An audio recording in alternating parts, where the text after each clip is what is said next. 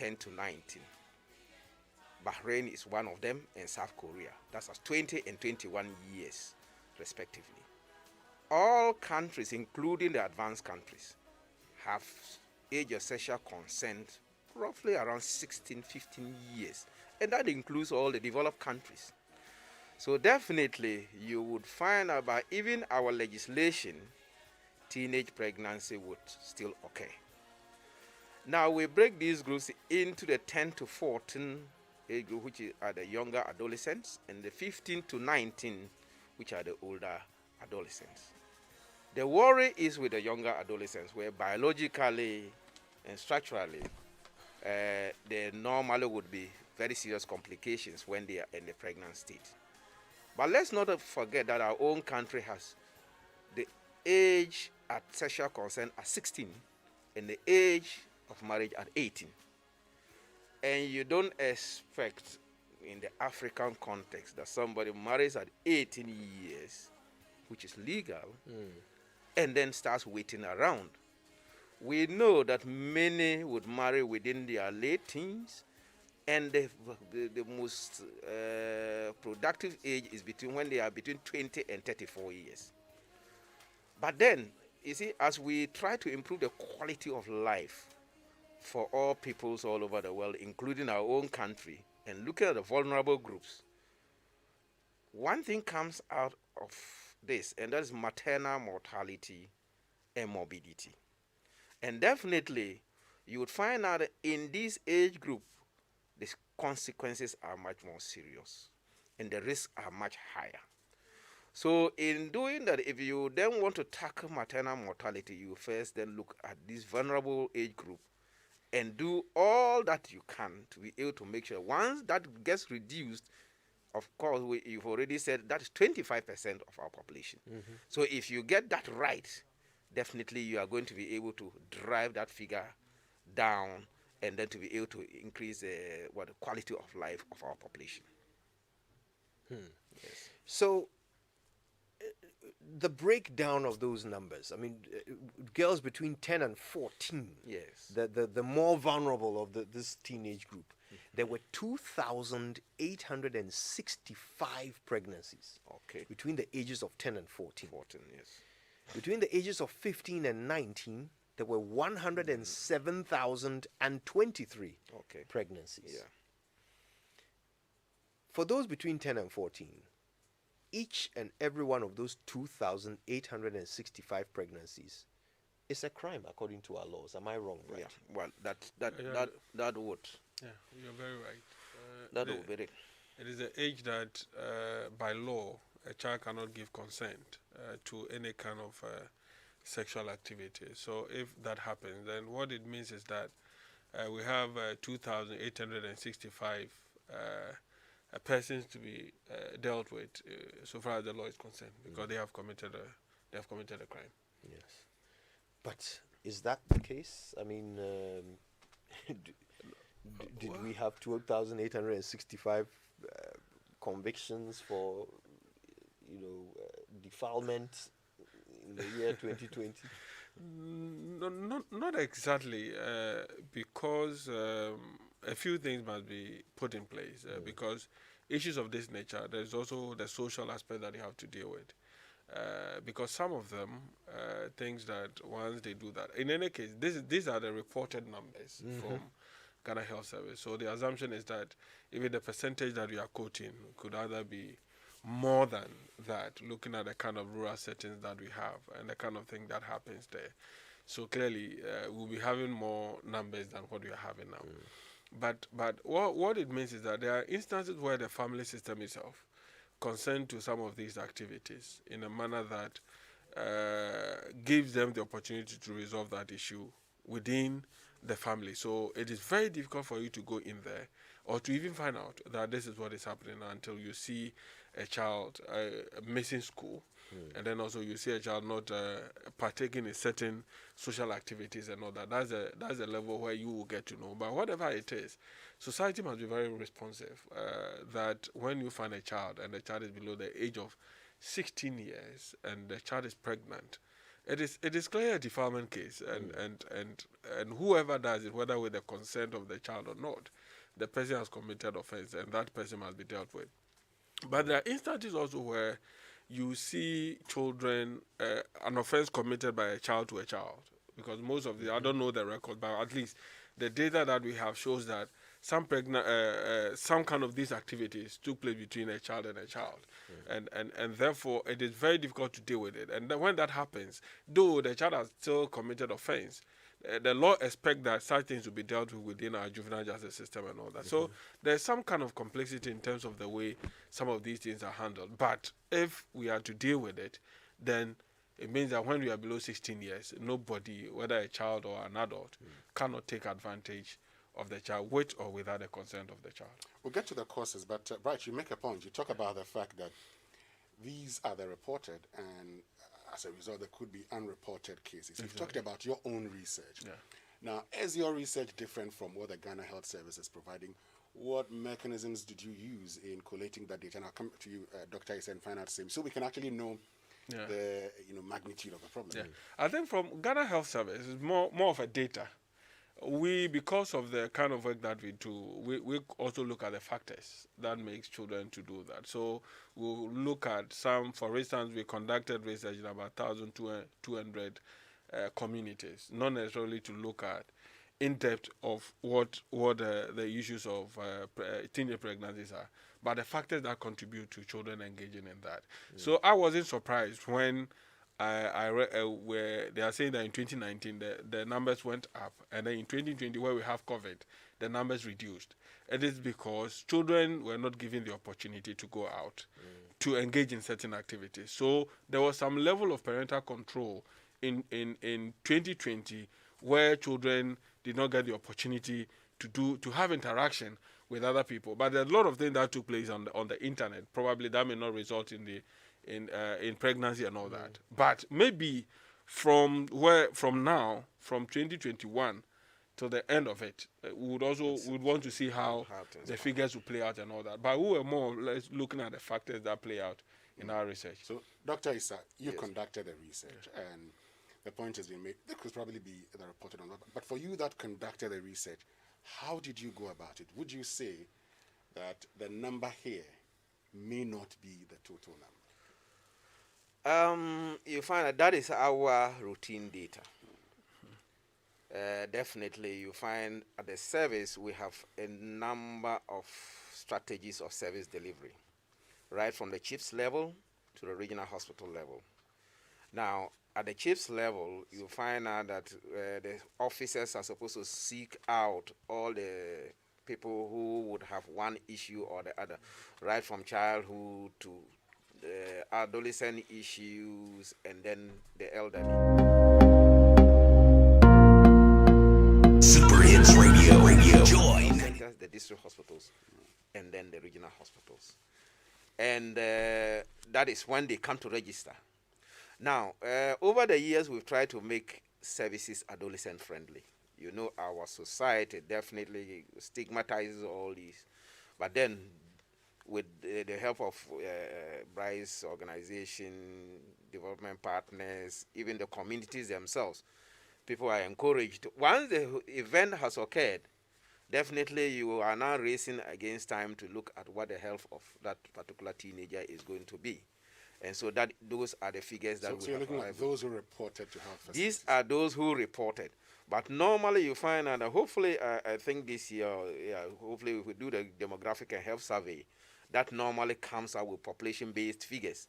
The last time we did a population, demographic and health survey, if Dr. Adelaide Appiah were here, she would have been able to talk on that. At least that was in 2014. But then the next one this time should be able to give us much more representative figures to be able to then feed into our national development planning process as far as the adolescents are concerned. Okay. I want to bring in Dr. Letitia Appiah. She's the Executive Director of the National Population Council. Dr. Appiah, if you can hear us, good morning. Perhaps you might have to unmute your microphone. Hello, Dr. Appiah. Right. I don't think we have Dr. Apia. Let's see if we can reconnect and get her take on this. But you made an allusion to something, Dr. Issa. You talked about how our healthcare delivery in the past has not been as helpful and accommodating of teenagers who become pregnant. This is very true. But it becomes a massive problem when you consider all the effects of teenage pregnancy. First of all, according to UNICEF, children who are born to mothers under 20 years have less chance of surviving. And there are many reasons for that. Okay. One of them is that nearly half of adolescent girls in Ghana are anemic. So obviously when you become pregnant as a teenager, chances are that you are anemic. Okay, and that brings with it its own problems. Children are born underweight, children are born prematurely, and it just makes it more difficult for them to survive. And these are the people who need healthcare the most. But when they go to the hospitals, they are going to be faced, and in some cases, by stigmatizing healthcare professionals, people who look down upon them, frown upon them, so they won't get the advice they need, they won't get the healthcare they need, they won't get the counseling they need to avoid such a thing happening again. So in the end, we end up with a self-perpetrating problem. I'm interested in that stigma because clearly it's a big stumbling block. What are we doing about it?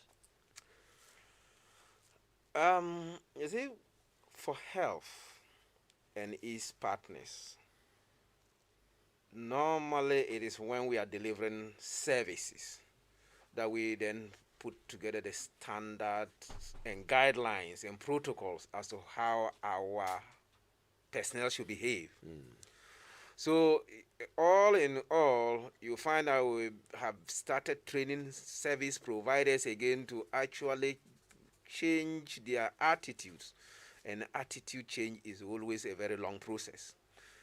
Critical in this is for them to remain non-judgmental and to be able to improve their counseling skills and to be able to make sure that as they do this, they link up with the family system. The child comes in, the child is not alone. The child is situated within a certain environment within the family system. And so even if you provide that service, the thing is to always have the backup again to be able to find who is the supporter of the child, to be able to make sure that once that adolescent goes back in the family environment and everybody is able to be situated so that the health services are actually having the effect that they have. Now, if you look at the issue you mentioned about anemia, you know that somewhere in 2017, 2018, we started what they call a girls' iron and folic acid, folate supplementation program. If we had universal enrollment in this country for all girls, then definitely we would have been able to sort out that anemia issue with the supplementation that they give to them. Unfortunately, we don't. So here is the case that those in school are lucky to have this. Plans are afoot to be able to make sure that we are able to find outlets where those out of school should be able to actually also benefit from this. But that situates within the general nutrition crisis in the country. Food availability, food utilization, accessibility to food. Is the food available? If it's available, is it accessible? If it's accessible, how is it utilized? What part of the food does the adolescent get? And these then simply lose all these whole issues of anemia. You then give birth to a child who is anemic. The child grows up, doesn't get a better nutrition, gets stunted, and the whole cycle repeats itself. But in this, as we talk, I think we are very silent on the adolescent boys. Well, is it they also are a very large resource to be able to have an effect on their sisters, their peers, their younger sisters, their older sisters, and all that. But look at we've given them so far a very silent role. But that is something for me going forward, is to be able to make sure that the boys are, let's say, put as guardians of the girls to be able to do that. If not even for anything at all, at least they should be able to recognize that age group as something that we should be able to protect together, and not to leave it just as a fight for the poor adolescent girl. I'll come to you, Bright, for your take on this same issue in a moment. But I think we can now connect to Dr. Letitia Appiah, who's the Executive Director of the National Population Council. Dr. Appiah, good morning to you. Morning. Thanks for having me. Sorry, the line went off. Oh, that's all right. The pleasure is ours. Thanks for being patient. So this is obviously a serious situation. I mean, these numbers are scary. But I've got an eye on the future, because that's what your council does. You try to predict the future. Now, at the moment, if we are having such large numbers of our teenagers getting pregnant, looking 10, 15 years into the future, we're going to have the situation where we have such a large number of dependent population. And that really is a problem for any nation, is it not?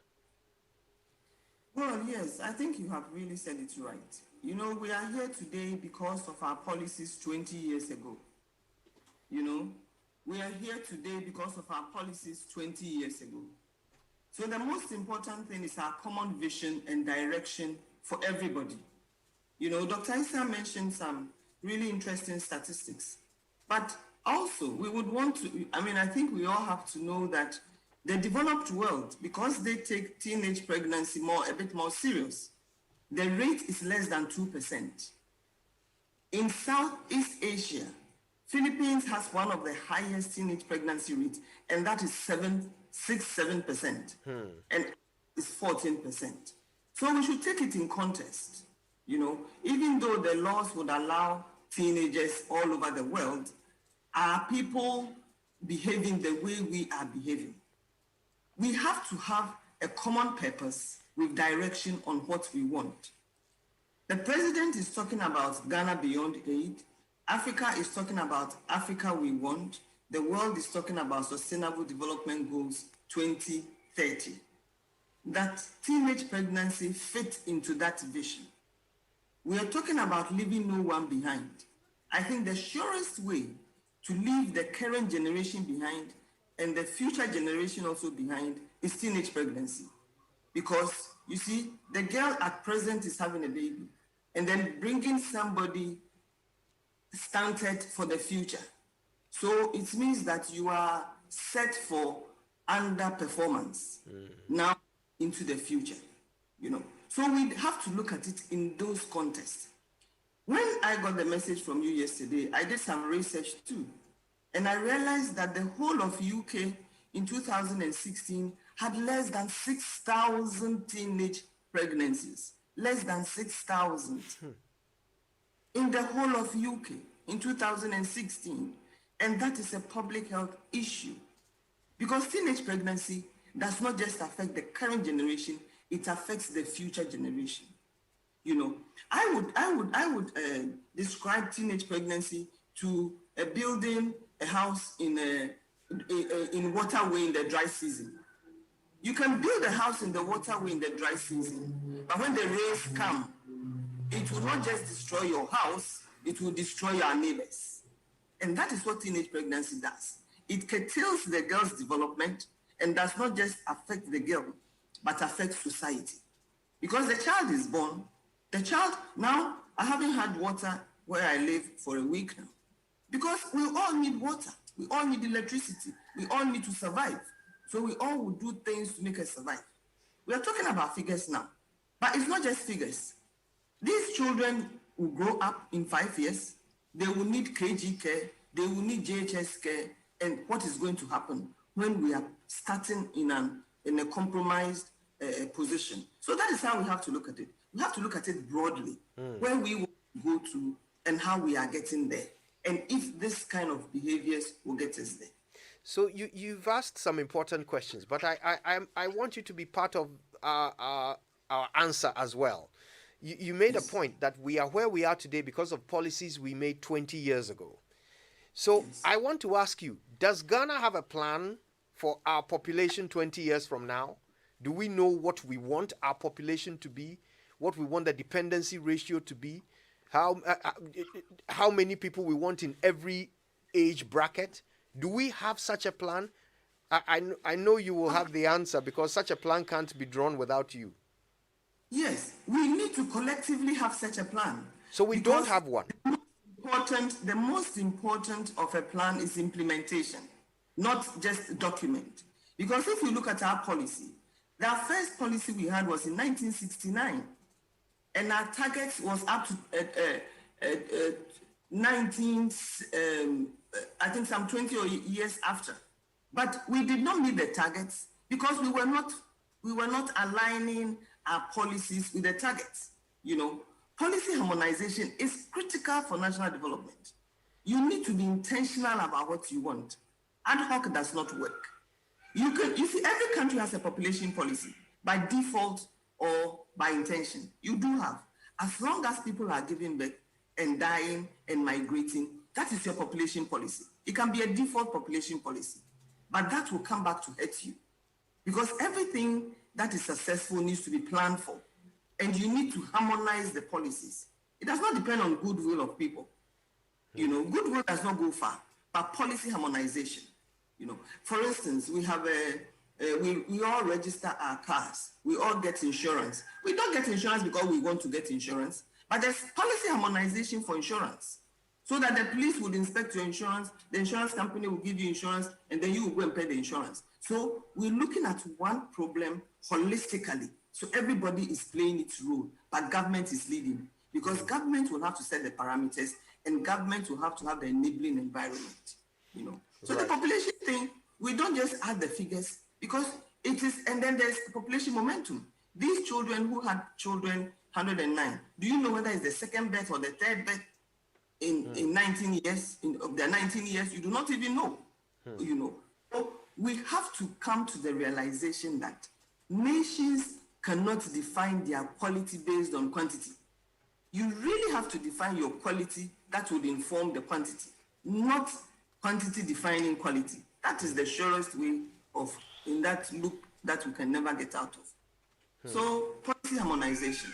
Ghana Health Service gives birth so that children are healthy for productivity.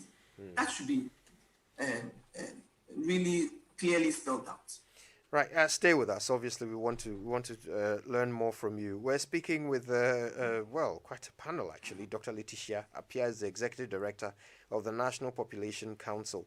Dr. Kofi Issa is the Director of Family Health Division of the Ghana Health Service, and Bright Appiah is the Executive Director of Child Rights International. Bright, just before Dr. Appiah joined us, we were talking about the issue of the health implications because of the standard of our healthcare delivery, the health implications for these pregnant children. From your perspective, what is the solution? How do we turn our healthcare around to the point where it becomes a tool to help those who, teenagers who become pregnant? Because like Dr. Issa said, these teenagers become pregnant everywhere in the world, But in some places, they are not, it doesn't create a risk. They are managed well. But here we have that difficulty. How do we go around the stigma and attitude problem? Yeah, well, I think that no matter what, we will still have children who fall within this category. And then our health system must be apt, in addressing some issues around them. Elsewhere, when children get pregnant, the system responds quickly to deal with the issue of whether or not they have to, if their state is right, how would the health system help them to deliver the baby safely? And then also, then they kick in the social services, where they feel that if the child who has given birth to another child is not in a position to provide certain social services, the system will quickly respond to that. So what the system does first is to reduce the number of teenage pregnancies, and then also have a control over a certain number that they know that they will not go astray, because they don't believe that a child is in a position to provide certain social services or health services. So it is a health system that must have a program to, first of all, reduce teenage pregnancy, and those who fall within that, see how best we can also define certain programs for them. So if you realize that a child is healthy, to give birth to a child. What kind of programs do we put in place to ensure that they do that? But the larger issue is that we also don't want a situation where people would think that the legal framework has provided that environment for people to take advantage of.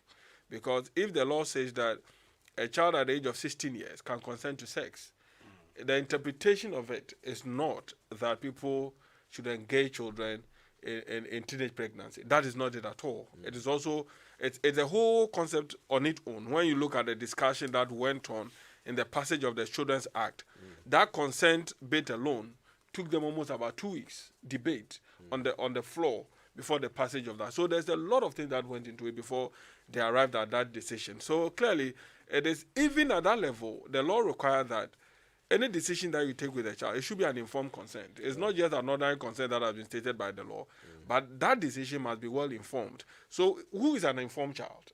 An informed child is a person who understands everything around him or herself so that that decision can be taken properly. So the system, the social service system must be there for those who fall within it. But the most important thing is that our health delivery system, the population management system of this country, and then the service provider, when it comes to social service provided, must try as much as possible to prevent some of these things happening. And that will require education from health and then all these institutions for us to deal with it. And you see, the irony is that children who are in school, because most of our rural communities, we have about 94% of children who are in school now. So it means that the figures that we are getting, a lot of children are getting pregnant whilst in school. And that poses a threat. So it means that what is the school environment providing for children to have a clear understanding of teenage pregnancy? So all these things, all these institutions must also play a role so that we prevent it from happening. And those who fall within it, how will the health services and then the social services also will provide support for them? I think you've made a very important point. Aaron, I think we should probably tweet this. It's quite important. The fact that a girl at the age of 16 can consent to sex does not mean that that girl now must be impregnated. It's sort of like saying that the fact that you are allowed to drive does not mean you must have a car accident. Exactly. Right. So a very important point there. Yes, but Bright, you make a point. Earlier you made a point about how you have been conducting research and finding out why these young ones are getting pregnant. It's important we get to know so that when we're thinking about the solutions, we'll also bear in mind what the causes are. Why are these young ones, why are these female teenagers, getting pregnant? It will surprise you to know that little things as children getting sanitary pad get them involved in this kind of act, just because they feel that their parent cannot provide it. And a guy, so the poverty situation, the guy in the community who would give the child 5 Ghana cedis to buy a sanitary pad is enough to get them in that situation. Then again, children do not have knowledge on contraceptives and then how the usage of it, And then parents also, when children get to their menstrual cycle, the management of it, parents are not there at all to help them to also do that. And then the research that we did in the rural communities, we realized that education within our educational system that they give to the children is less than 24% when it comes to sexual education. So the act of children getting pregnant, you realize that, I don't know what the research says now, but with the evidence that we have in terms of the factors, you realize most of the girls are getting pregnant not because they intended to get pregnant, but because they are engaged in the act, they get the results. And it is later that they will realize that these are the causes and all that. So these are some basic factors that I can lay hands on, provided on the research that we did. It's a whole research that we did. We were asking children that how do they want to see Ghana in the next 20 years. We will soon publish that report, for you to see even the thinking of our children, that what they want to see in the next 20 years. And then when they get money, what do they want to use it for now? So when we publish that report, a component of it will also be dealing with some of these factors that we're talking about. So when I saw the work done by the Ghana Health Service, I wasn't really surprised, but it's good that they've given us these figures to inform policy direction. And I think that this should be seen as a national security issue, because if you have a population like that getting pregnant, they are, and there's also a research that talks about they are suffering from anemia and all that. Clearly, you are giving birth to a generation that will not have capacity to be very productive in the future. Exactly. I mean, the pregnant teenager is going to probably end up dropping out of school. Exactly. That reduces their chances of providing adequately for their own child and that child's education, which means that at a point they will both be young people. You know, mother in the 30s and daughter in the teens, where they won't be able to be productive. Exactly. So it affects our dependency ratio, because we know that people between the ages of 0 and 15 and above the age of 65 depend on the rest of the population. So if we have people in that rest of the population who cannot provide for themselves, let alone others, then as a nation, we create a massive problem for ourselves. Dr. Letitia is still on the line, and I'm alluding to this issue of the dependency ratio because I know that it's a big focus for your organization. Talk to us about Ghana's dependency ratio, and what we should be aiming for. Yeah, thank you so much for the opportunity. The dependency ratio, the median age, and all those indicators have implications for socioeconomic development, because it is just like your lab. When you take your lab, you know whether the person is a healthy person or not based on the parameters. So the median age, for instance, has security implications. If your median age is low, if you look at 0.7.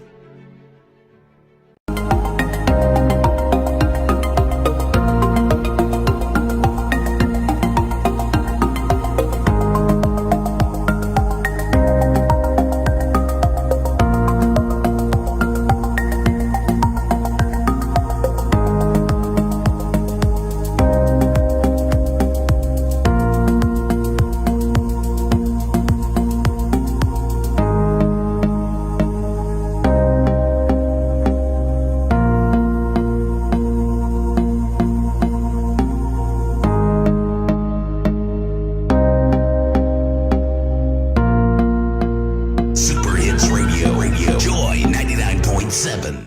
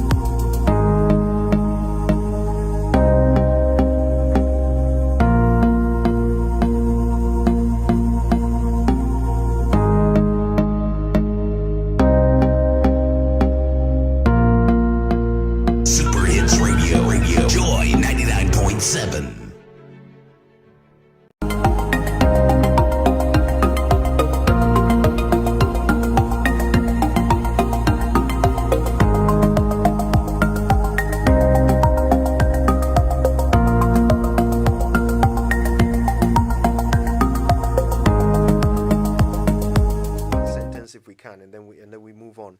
You were saying earlier that every nation needs a population plan, and you will have one either by default or by design, right? So Yes. here in Ghana, do we have a plan, and is it by default or by design? We have a population policy, but unfortunately, we are not implementing the population policy as we should. So we have one. Yes, we have a population policy. We've always had a population policy. Ghana was the third country in Africa to have a population policy after Mauritius and Kenya. So this is we've the always- one you referred to that we did back in the 60s? Yes, 69. That was the third. Is it In- still relevant?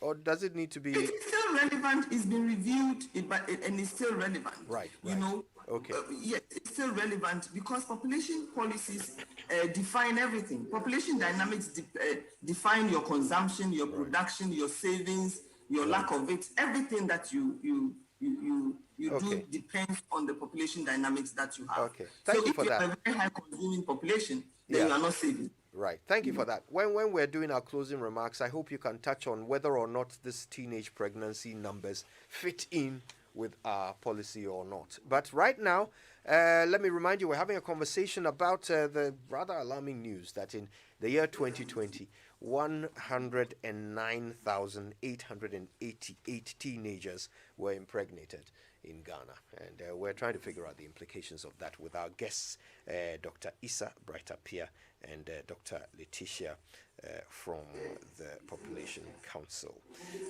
Dr. Letitia Appiah from the Population Council. So in the moment, we'll hear from you when we open the phone lines. But before that, the Ghana Chicken Festival, GACHIC, is happening at the Coconut Grove Regency Hotel on Monday, the 3rd of May. That's today. It's going to be a fully exciting, packed day of eating chicken, sampling chicken dishes, and learning more about the nutritional value of our local chicken. Come to the Coconut Grove Regency Hotel in Ridge with your family and friends to have a fun-filled Chicken Day. There'll be lots of activity, including chicken cooking competitions, chicken nutrition seminars, chicken exhibitions, and a lot of games. Come along and let's eat Ghana chicken. The Ghana Chicken Festival, GACHIC, which is happening today, is organized by Agri House Foundation. If you want to know more, call one of these three numbers: 0240 599 866, 0244 623 012, or 0241 371 179. Well, IPMC has some good news for remedial students and students who are not able to score a minimum of 6 C's. You can join our 6-month bridging course, which will help you improve on your mathematics, science, and English course. Upon the successful completion of the bridging course, you may then continue to study the undergraduate course of BSc in Computer Science, which is affiliated to the University of Greenwich, UK. Don't sit at home, register now at IPMC and continue your education. Registrations are now open for the June intake. Visit IPMC Technology Center at Circle, Shashi, and other locations in Tema, Kumasi, Takrady, North Legon, Dansuman, and Tesano. Call us on 055 555 2222. IPMC, providing better learning with technology. Now, if you're interested in agribusiness, then the GIZ Market Oriented Agriculture Program in Northwestern Ghana, MOAP Northwest, in collaboration with the Ministry of Food and Agriculture and Upper West Regional Coordinating Council, invites you to the second Agribusiness Fair and Conference. It's on the 19th and the 20th of May 2021 at the Regional Library Complex in Wa. The theme is Boosting the Agribusiness Potential of Northwestern Ghana. For details, call 024 331 7817 or 020 910 5146. MOAP Northwest is financed by the EU and the German federal government. Well, it's about time to celebrate your mama for all she had been through and done for you over the years. And we at Kia are making it possible for you to reward her with Kia's latest additions to the lineups. Kia Pegas, Kia Sletters, and now the all-new Kia Sonet, which is a 1.5-liter subcompact SUV. And there's a special Mother's Day offer of a whopping 8% discount on any of the 3 sighting models from now till Monday, the 10th of May. So you have 1 week to get Mama that vehicle. Visit any of Rana Motors showrooms in Accra, Tema, Spentex, Takrady, and Kumasi, or call 0249 911 444 for further information on the Sonnet or any other Kia models. Terms and conditions apply. Kia, movement that inspires. All right, well, in a moment, we're opening the lines to hear your thoughts on our conversation. But before that, let me remind you your text messages. We're seeing them all, and we'll share a few with everyone before we end the show. Text messages on the Super Morning Show are brought to you by Glyco Critical Illness Plan, GSIP. It's in your best interest to survive. Now, at Glyco Life, we believe it's time to protect your future with their life insurance policies. Their products are designed to offer you peace of mind, especially in this COVID-19 era. So look, your claims are important. Go and visit them in their offices or go to glycolife.com to lodge your claims for prompt service. And of course, we're all surviving COVID-19 together, so please pay your premiums via whatever mode of payment you choose. If it's Momo, then the number is 059-144-1473. Or you can use e-premium for microinsurance to safeguard your policies. The call center is ready for you. Call 0202 222 113 and they'll help you out. Of course, you can contact them via their digital channels as well. They care for your safety at GlycoLife, so all offices are implementing the Ghana Health Service recommended COVID-19 protocols. Please practice social distancing, keep safe, and trust GlycoLife to cushion you for life. Well, hope you have heard, because the Plan City Extension Project, Rent to Own, is now in Ghana and is getting better and better. The Rent-to-Own Land and House Ownership Scheme by Ningo Prampram District Assembly, NIPTA, and its partners, supported by the Ministry of Local Government and Rural Development and the UN Habitat. Be smart. Where you live matters, and where you trade matters. You can own a home and or a fully serviced commercial land or space now. Wait a minute. Don't forget to join our affiliate housing cooperatives now. Apply now for the special Lifeline offer, which lasts up to the 31st of October 2021. Contact us on 055 553 0300 or 0577 911 101 or 0557 054635. Visit our website newaccra.city. Plan City Extension Project, shaping Ghana's urban future. All right. Listen, we're having an important conversation about teenage pregnancy. 109,888 Ghanaian teenagers were impregnated in 2020. And they were impregnated by men.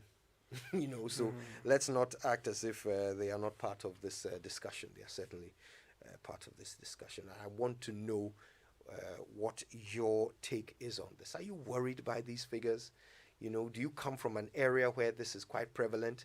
Have you observed some of the reasons why this happens? I want to hear from you. We want to hear from you. So call us.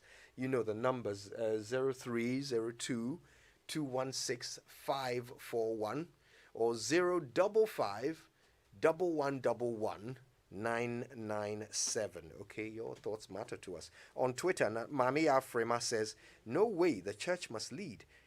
No spacing, no mask. How did this happen? No authorities. Eva Brown says, one will sit somewhere and be saying it was allowed during elections. Our mindset is still shrouded in mystery.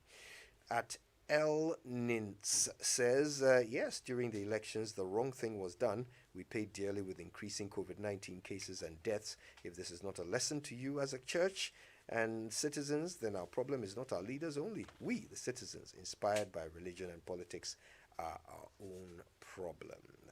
She used the hashtag JoySMS. You can do the same. Here's Claude from Tema. Good morning, Claude. Yeah, good morning, Kojo. Thanks for calling. Yes. I want to comment on teenage pregnancy in relation to the population policy the lady talked about. Sure. If you have a policy, it could be summed up in some few statements that we will buy into it as a populace.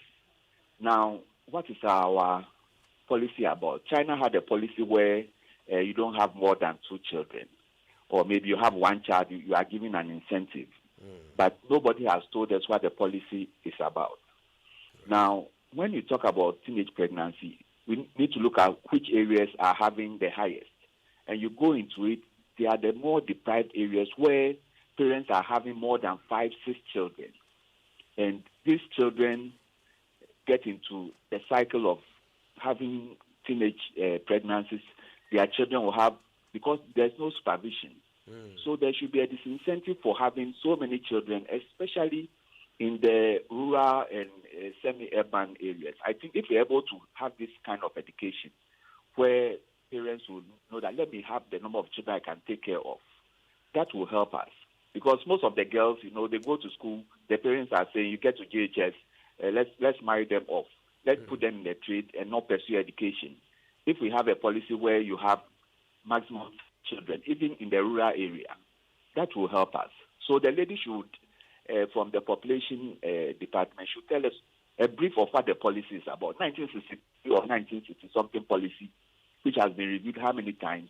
I just wonder what it's about. I just wonder. Very well. It's a fair question. We'll get you an answer before we wrap this up. William is in Gumabudubram. William, it's good to hear from you. Good morning. How are you? I'm very well, thank you. I beg you, say it right. It's Budu, not Buju. D-U, not J-U. Buduburam. Madasate. So today, say it right has catch your neck. It has captured me, caught me in the trap. Anyway, how are you, my brother? I'm very well, William. It's good to hear from you. Okay, so I'm speaking as a psychosocial counselor. I've worked in this field for close to 20 years. So, first of all, we need to know a breakdown of the statistics, whether it included teens who were legally married out, because when there are in areas where you have teens, where people go to report at the hospitals pregnant, and they are teens, but these are married teens, with 17, 18 years and stuff. So we need to have that statistic.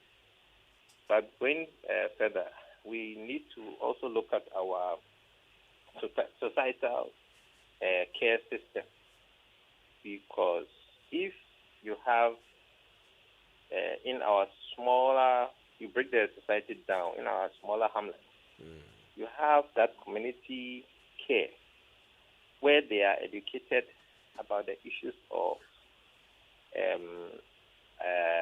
defilement. But some of them, there are communities you go to, they do not know that having sex with a child consensually who is under 16 is a crime. They don't know it.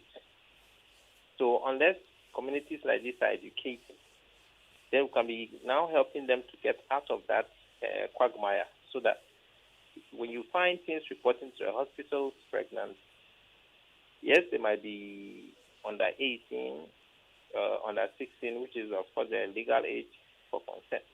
But they are from communities where it's normal, a normal thing. And it's, you see, I've worked across West Africa, so it's a normal thing in most West African countries where I've worked.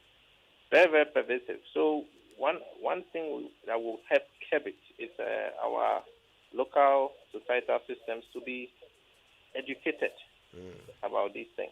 Thank you very much. Thank you for calling, William. Fafa is in the Volta region. Fafa, everyone. Good morning. Good morning to you, Fafa. Yeah. Yes, I want to contribute to the program. And my contribution please is, go ahead. It's like now there's no discipline. When a child is misbehaving and you discipline the child, they said child right. And we are leaving the children to do their own thing. That is why all these things is happening. And also, this phone matter. Phone in the system, every child wants to hold a phone. In my school, you see that when the girls come, some of them are not having phones. But the moment they see friends using phones, they also want to use it. So they try to get a man who can buy them phones so that they can also be enjoying life. So all these things are bringing the teenage pregnancy. And most parents are also not doing their work. Most parents are not doing their work. So I want to plead with parents to train the children. Though discipline issues now is something. But they should make sure they train the children so that when one day they are not there, the children will also take over from them. Thank you. Thank you. Thank you to all of you who have called. Thanks for enriching our conversation. Now, we literally have 3 minutes left. And so we're going to have to split those 3 minutes evenly amongst our 3 guests for their final comments. And forgive me, but I'll have to be a bit strict on the time. Maybe we'll start with Dr. Ajay actually on the phone. Your final thoughts, please. Do we still have Dr. Letitia? No, I think we may have lost Dr. Letitia. Okay, so that means we can come straight into the studio. Dr. Issa. Yeah, so you find out that teenage pregnancy, if you take it as a symptom, definitely the symptom lies in health. That's why today I'm here. But you find out that the disease behind it, that symptom, is societal. And definitely looking forward, you would have preventive measures that you can take. You can have health promotive measures and then the curative measures. At the promotive areas, our chiefs, religious leaders, opinion leaders, youth leaders would then have to come in to be able to make sure that all customs, all norms are geared towards protecting the adolescents. If you come to preventive areas, that's where education comes in. Just getting the girls to have schools for a bit much longer would definitely postpone getting pregnant during the teenage, what do you call the age. Which, if she has to move up to masters before she even decides to have her first child, you are going to have a lot of pregnancies prevented. Now, the health sector would then have to make sure that contraceptives are accessible, and then the adolescent health services are much more friendlier.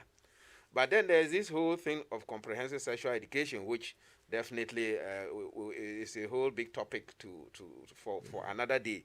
And that is one thing that we would have to do.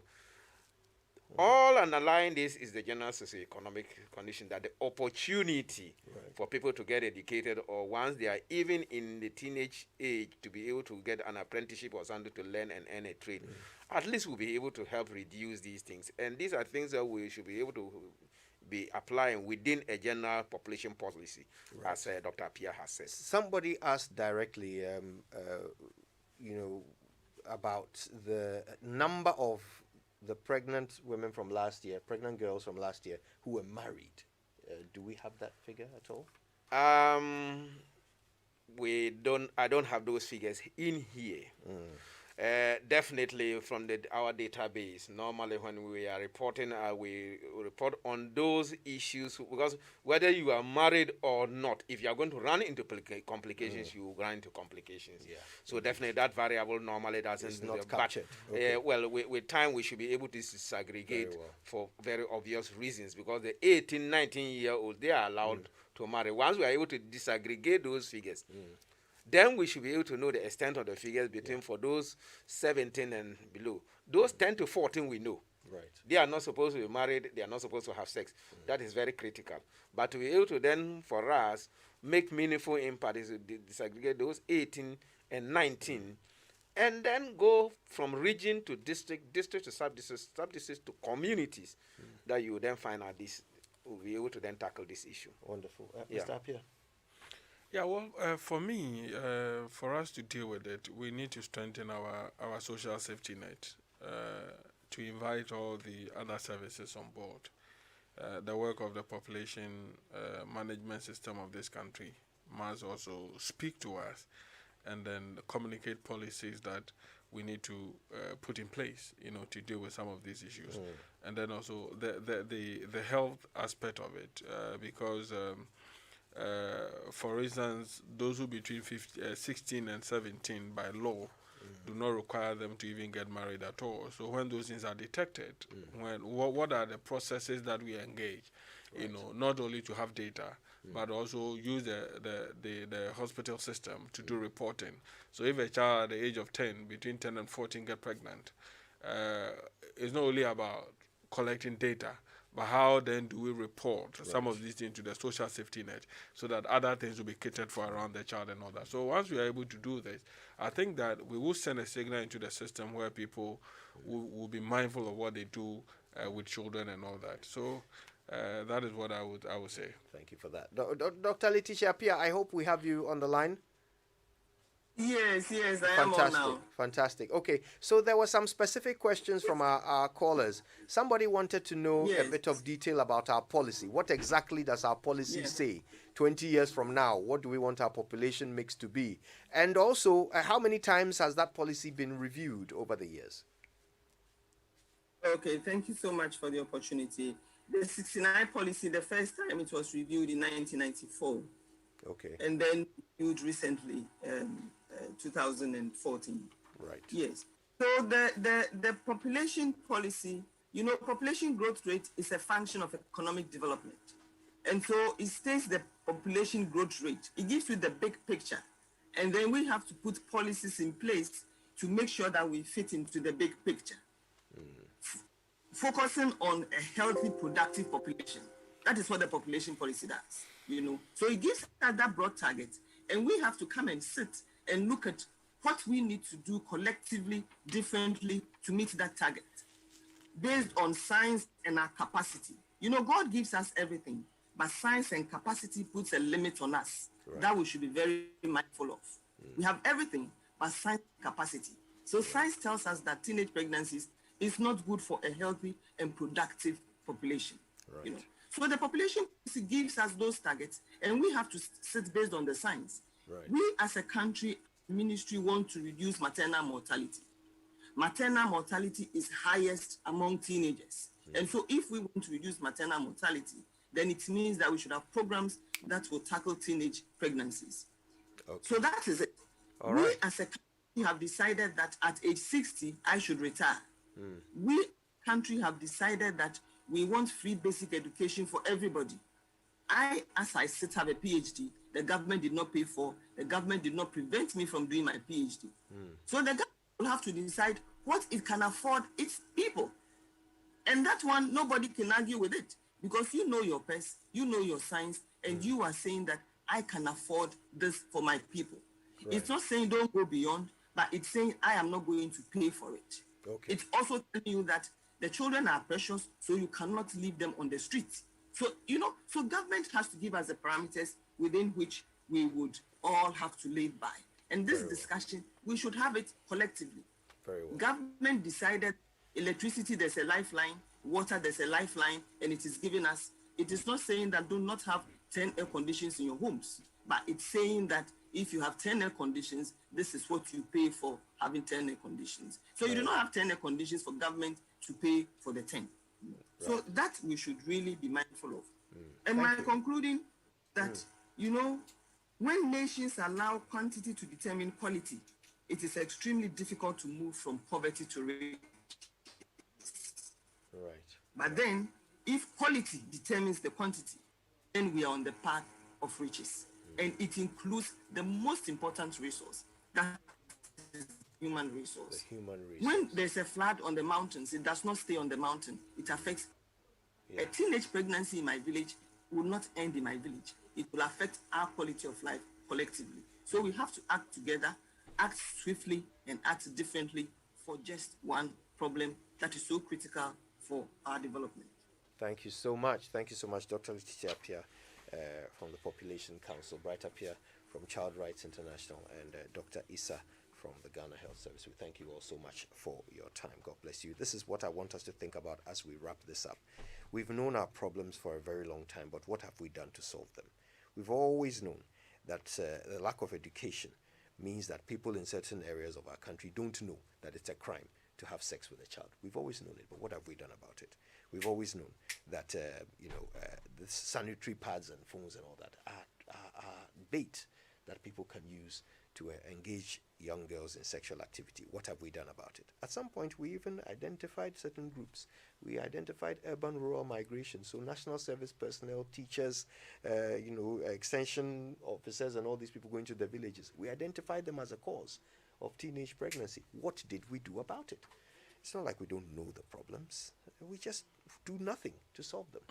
That's not good enough. Thank you all for participating in our conversation. We've got a few more messages, and then we'll wrap up the show. Stay with us. We're back after these.